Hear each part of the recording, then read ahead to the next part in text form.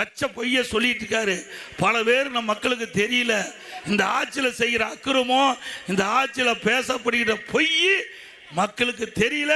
அதை விளக்க வேண்டியது என்னுடைய கடமை என்ற அடிப்படையில் தான் சொல்லிட்டு இருக்கிறேன். நல்லா இன்றைக்கு புரிந்த இந்த தொழில் வளர்ச்சி, இந்த பொருளாதார வளர்ச்சி என்பது வேளாண்மை, நீ செய்கிற விவசாயம், அதுதான் முதன்மை துறை. இதில் தான் முதன்மை துறை. இதில் தான் 60% மக்கள் பயன்படுறாங்க. அதில் பார்த்தா 3% தான் இந்த பொருளாதார வளர்ச்சி இருக்குது. திமுகவில் வெறும் 3% தான் இருக்குது. அண்ணா திமுக ஆட்சியில் 5.5% இருந்தது. விவசாயியுடைய வளர்ச்சி 5.5%. பெரும்பாலும் இங்கே வந்திருக்கிறீங்க பூரா விவசாய தொழிலாளி. அண்ணா திமுக ஆட்சியில் 5.5%. கொரோனா காலத்தில் கூட 5.5% பொருளாதார வளர்ச்சி. முதன்மை துறை வேளாண்மை துறை. திரு ஸ்டாலின் அவர்களே, உங்களுடைய திராவிட முன்னேற்ற கழக ஆட்சியில் நீங்கள் இப்போ சொல்லியிருக்கிறீங்கள, இது அண்ணா திமுக ஆட்சியில் தொழிற்சாலைகளை கொண்டு வந்து உற்பத்தி பெருக்கப்பட்டு அதன் மூலமாக பொருளாதார வளர்ச்சி வந்திருக்குது. அதில் பார்த்தா கூட விவசாய தொழில் உங்களுடைய ஆட்சியில் நலிஞ்சு போச்சு. 5.5% 3% குறைஞ்சுதானே போச்சு? சொல்லுங்க, குறைஞ்சுதானே போச்சு? விவசாயியுடைய வளர்ச்சி குறைஞ்சு போச்சு இல்ல இந்த ஆட்சியில்? இதை மறைக்கிறார் ஸ்டாலின். சட்டமன்றத்திலே நான் பேசினேன்.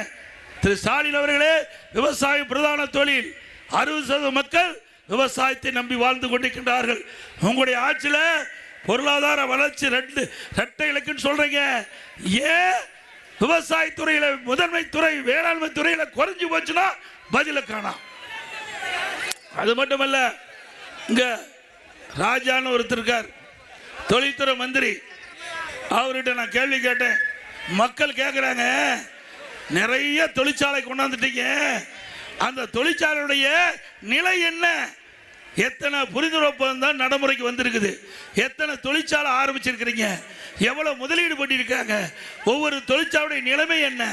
எத்தனை தொழிற்சாலை முடிஞ்சு பயன்பாட்டுக்கு வந்திருக்குது? எவ்வளவு பேருக்கு வேலை கிடைக்குன்னு சொன்னா வெள்ளை பேப்பரை காட்டுறாரு. இது ஒரு பிரதான எதிர்க்கட்சி தலைவர் மக்களுடைய பிரச்சனையை பேசுவது என்னுடைய கடமை தானே? அதுக்கு தானே நீங்க பிரதான எதிர்க்கட்சின்னு இருக்குது சட்டமன்றத்தில். என்னுடைய கடமையை தவறாத மக்கள் என்ன எண்ணுகின்றார்களோ அது என்னப்படி சட்டமன்றத்தில் தொழில்துறை மந்திரி கேட்டா வெள்ளை பேப்பரை காட்டுறாரு. உண்மைதான், ஒண்ணுமே செய்யல, வெள்ளை பேப்பர் தான் இருக்கும். காட்டுனது உண்மை, ஒண்ணுமே செய்யல. செஞ்ச போது செஞ்சா தானே காட்ட முடியும் என்னென்ன செஞ்சனு. ஆக அவர் உண்மையை ஒத்துக்கொண்டதுக்கு நன்றி. அப்புறம் இங்கிருந்து வெளிநாடு போனார், ஸ்பெயின் நாட்டுக்கு நினைக்கிறேன். அங்க போய் தொழில் முதலீட்டு ஈர்க்கிறதுக்காக போறார். பரவாயில்ல, முதலமைச்சர் தமிழ்நாட்டுக்கு தேவையான தொழில் முதலீட்டை பெறுவதற்காக வெளிநாடு போறான்னு பார்த்தா அங்க போய் சைக்கிள் ஓட்டிட்டு இருக்காரு. அங்க போய் அதுக்கு வெளிநாடு போகணுமா சைக்கிள் ஓட்டுறதுக்கு? அதுக்கு தான் உங்களை எல்லாம் முதலமைச்சர் ஆக்கி இருக்குதா? அதுதான் அரசாங்க பணத்தை செலவு பண்ணிட்டு போறீங்களா? இதெல்லாம் யாருடைய பணம்? உங்களுடைய வரி பணம். எப்படி வீணடிக்கிறாங்க பாருங்க. எப்படி எல்லாம் ஸ்டாலின் நடிக்கிறார் பாருங்க. பாவம், டீ கடையே பார்த்ததில்ல. இப்பதான் டீ கடையில் போய் டீ குடிச்சு பார்க்கிறாரு. பாரு, இப்போதாவது ஏழை மக்களுடைய கஷ்டத்தை பாரு. போய் டீ கடைக்கு போய் டீயை குடிச்சு, ஆகா ஏழைகள் எப்படி கஷ்டப்படுறாங்கன்னு இப்போதான் சிந்திச்சு பாரு திரு ஸ்டாலின் அவர்களே. பிறகு நடைபயணம் போவார். இந்த நடைபயணம் போகும்போது அதை டிவியில் பிடிச்சி இந்த பத்திரிகையாளர் போடுறது. அப்புறம் பளு தூக்குவார், அதை படம் பிடிச்சு காட்டுவார். ஏங்க, இதுக்காக நீங்களாம் ஓட்டு போட்டீங்க? ஓட்டு போட்டு முதலமைச்சர் ஆக்கினதுக்கு இந்த பளு தூக்கின காட்சி, நடைபயண காட்சி, சைக்கிள் ஓட்டின காட்சி பார்த்ததுதான் மிச்சம். ஓட்டு போட்டதுக்கு இதுதான் பலன்.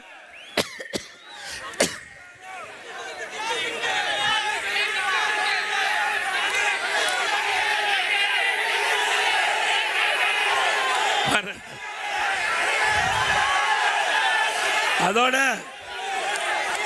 இன்னொன்னையும் சொல்லியிருக்கிறார். எடப்பாடி பழனிசாமி மறைந்த தலைவர்களை கொச்சைப்படுத்தி பேசுறாரு சொல்றார். நான் அப்படி எங்காச்சும் பேசியிருக்கிறேன்னா? இதே இந்த மாவட்டத்தில் மாநிலவை உறுப்பினர் திரு சிவா இருக்கிறார்ல, அவர் பெருந்தலைவர் காமராஜரை பற்றி எவ்வளவு கொச்சப்படுத்தி பேசினார். எல்லா பத்திரிகையிலும் வந்தது, ஊடகத்திலையும் வந்தது. பெருந்தலைவர் காமராஜ் அவர் வேற கட்சியா இருக்கலாம், ஆனா நாட்டு மக்கள் அனைத்து கட்சி தலைவர்களும் அவரை ஏற்றுக்கொண்ட தலைவர் பெருந்தலைவர் காமராஜர் அவர்கள். அவர் இருக்கின்ற காலகட்டத்தில் இந்த நாடு வளர்ச்சி பெறுவதற்கு பல்வேறு திட்டங்களை கொண்டு வந்து நடைமுறைப்படுத்திய ஒப்பற்ற தலைவர் பெருந்தலைவர் காமராஜர் அவர்கள். மாண்பு அம்மா இருக்கின்ற பொழுது அவருக்கு தனி மரியாதை கொடுப்பாங்க. அப்படிப்பட்ட தலைவரை இந்த நகரத்தில் இருக்கிற திரு சிவா மாநிலவை உறுப்பினர் ஒன்றும் தெரியாதவரா அந்த திமுகவுடைய ராஜ்யசபாவில் தலைவராக இருக்கிறார். எத்தனை ஆண்டு காலம் இருக்கிறார், எத்தனை ஆண்டு காலம் நாடாளுமன்ற இருக்கிறார். அவர் பெருந்தலைவரை பற்றி கொச்சியா பேசினாரு. கண்டிக்க முடிஞ்சுதான் இந்த ஸ்டாலினால. உனக்கு தில்லு திராணி இருந்தா இன்றைக்கு மக்களால் போற்றப்படுகின்ற பெருந்தலைவர் காமராஜர் அவர்களை இழிவாக பேசுகின்ற பொழுது கண்டிச்சிருக்கணும், கண்டிக்கல. அது மட்டுமல்ல, மாண்பு அம்மாவை எப்படியெல்லாம் கேலி பேசினாங்கல்ல. நம்முடைய பொன்மனச்செம்மல் புரட்சி தலைவர் எம்ஜிஆர் அவர்களை அவர் மலையாளம் தான் சொன்னாங்களா இல்லையா? அப்பெல்லாம் எங்களுக்கு எவ்வளவு கோபம் வரும். உங்களுக்கு வந்தா ரத்தம், எங்களுக்கு வந்தா தக்காளி சட்னியா? திரு ஸ்டாலின் அவர்களே, நான் பல முறை சொல்லிட்டேன், தனிப்பட்ட விமர்சனம் செய்தால் அதற்கு தகுந்த பதிலடியை நாங்களும் கொடுப்போம், எங்களுடைய நிர்வாகி தொண்டர்கள் கொடுப்பாங்க. வேடிக்கை பார்த்துட்டு இருக்க மாட்டோம் இனிமேல். அதுபோல அப்புறம் இன்னொன்னு, ராசா ஒன்று பேசினார் பார்த்தீங்களா? எல்லா ஆடியோவில் வந்தது இல்ல, எல்லா வலைதளங்களிலும் வந்ததா இல்லையா? அதுல ஒரு கருத்து சொல்லியிருக்கிறார். அந்த கருத்தை நான் கிருஷ்ணகிரி மேடையில் பேசினேன். யார்? திரு ராஜா சொன்ன கருத்து, நாம யாரும் சொல்லல. திராவிட முன்னேற்ற கழகத்தினுடைய துணை பொதுச் செயலாளராக இருக்கிற ராசா, முன்னாள் மத்திய மந்திரி, இப்பொழுது நாடாளுமன்ற உறுப்பினர், அவர் ஆடியோவிலே ஒரு கருத்தை சொல்லியிருக்கிறார். அந்த கருத்தின் அடிப்படையில் நான் அந்த செய்தியை சொன்னேன். அதுக்கு ஸ்டாலின் பொங்குறாரு, என்னென்னமோ பேசுறாரு என்னை பத்தி. என்ன சொன்னாங்க? ஒரே ஒரு கருத்து, திரு கருணாநிதி அவர்கள் உடல்நிலை சரியில்லாமல் வீட்டில் இருக்கின்ற போது வீட்டு சிறையில் அடைக்கப்பட்டார். எதுல? வீட்டு சிறையில் அடைக்கப்பட்டார். நாம சொல்லல, எடப்பாடி பழனிசாமி சொல்லல, திரு ராசா அவர்கள் சொல்ல செய்தி. திரு ஸ்டாலின் அவர்களே, எங்களுடைய அம்மா மறைந்த போது மர்மமான முறையிலே முன்னாள் முதலமைச்சர் அம்மாவில் இருந்தது குறித்து நாங்கள் விசாரணை நடத்தப்பட்டு தவறு இழைத்தவர்கள் மீது நடவடிக்கை எடுப்புன்னு சொன்னீங்க. எதுல?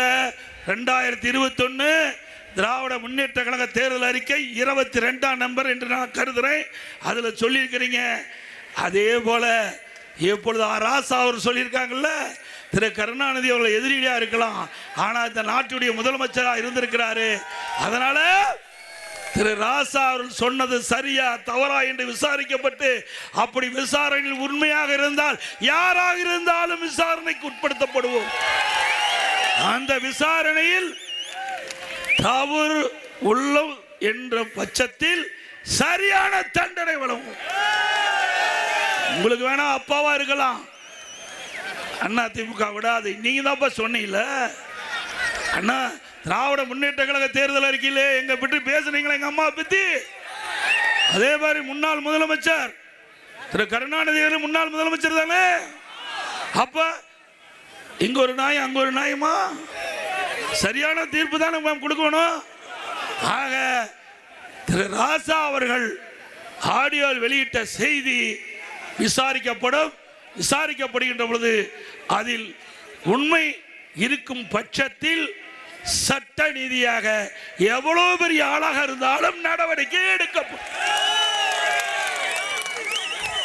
அப்புறம் இன்னொரு திமுக எம்எல்ஏ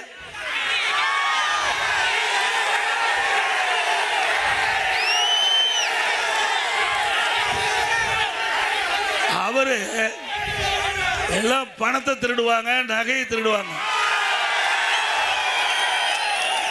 கிட்னி திருடுறாங்க. உங்க ஊர் தாங்க, எல்லாம் உஷாரா இருங்க. வறுமையின் காரணம் ஸ்டாலின் சொல்றார், திராவிட முன்னேற்ற கழக ஆட்சியில் தேனாரும் பாலாரும் ஓடுது, மக்கள் மகிழ்ச்சியோடு இருக்கிறாங்க, வறுமை என்ற சொல்லே இல்லை என்று. வறுமையின் காரணமாக, வறுமையின் கொடுமையின் காரணமாக ஏழை தன்னுடைய கிட்னிய அவர்கள் பணத்தாசை காட்டி வறுமையை பயன்படுத்தி முறைகேடா கிட்னிய எடுத்திருக்கிறாங்க. இது நாம சொல்லல, திராவிட முன்னேற்ற கழக அரசாங்கம், திமுக அரசாங்கம், திமுக எம்எல்ஏ மருத்துவமனையில் திமுக அரசாங்கம் ஒரு குழு அமைக்கப்பட்டு அந்த குழு அந்த மருத்துவமனையிலே சோதனை செய்யப்பட்டு அந்த சோதனையிலே கிட்னி முறைகேடு நடைபெற்றது உண்மை என்று தெரிவிக்கப்பட்டது. அதன் அடிப்படையில் அந்த புரோக்கர்லாம் கைது பண்ணிட்டாங்க. ஆனா மருத்துவமனையுடைய உரிமையாளர் கைது பண்ணாங்களா? அண்ணா திமுக ஆட்சிக்கு வந்தவுடன் இதை முறையாக விசாரிக்கப்படும், சட்ட நீதியாக விசாரிக்கப்படும். இதில் தவறு நடக்கும் பட்சத்தில் எவ்வளவு பெரிய ஆளா இருந்தாலும் அவர் மீது உரிய நடவடிக்கை எடுக்கப்படும். 1,27,00,000 மனங்களை வென்ற தந்தி டிவி யூடியூப் சேனல். தவிர்க்க முடியாத தம்ப்நெயில்ஸ், கலக்கலான கான்டென்ட்ஸ். நீங்களும் இந்த குடும்பத்தில் இணைய இப்பவே சப்ஸ்கிரைப் பண்ணுங்க. அசுரபலம் கொண்ட எங்கள் டிஜிட்டல் கரங்களில் உங்கள் விளம்பரங்களை சேர்க்க வாட்ஸ்அப் பண்ணுங்க. 8939888378. Email advtthanditv@dttv.in.